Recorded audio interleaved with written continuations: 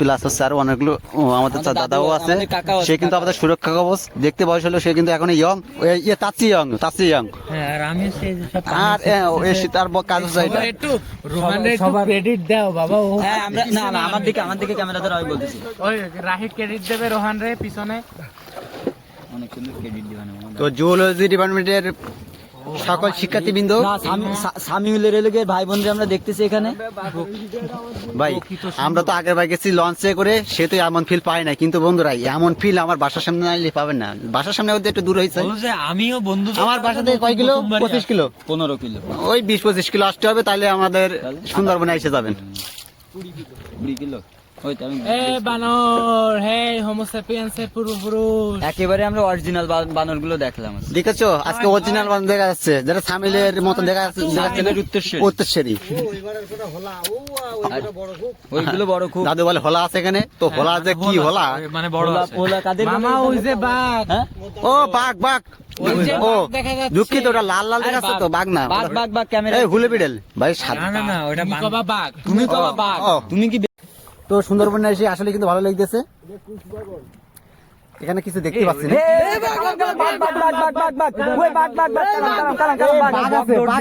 বাঘ বক দিয়ে দৌড় দিছে ভাই তো জুওলজি ডিপার্টমেন্টে পুরো বাঘ না দেখে কোনো কাজ নাই, বাঘ দেখতে পাইছি না। এখন আবার ওই পরের ডুক নিলে কবে আনে ফেক ক্লিপ, কারণ বাঘ দেওয়ার পর যে উত্তেজনা থাকে মামা আমরা বাঘ ওটা হলো সুন্দরবনের বাঘ, আর আমাদের মানে কি বলবো এটা, নৌকার বাঘ আছে, আর ডিপার্টমেন্টের বাঘ আছে, আর এটা হচ্ছে ভাবির বাঘ। তো প্রথম ভিডিওতে আমি বলছিলাম যে সুন্দরবনের ভিডিওটা আমি 15টা মতো দিব, তো যদিও 15টা মতো দিতে পারছি না, তার জন্য দুঃখিত। আমি 11টা দিয়েছি বা 11টা দিচ্ছি, এই আর কি। আর সামনে আরও কিছু বাকি আছে, চলুন দেখে আসি।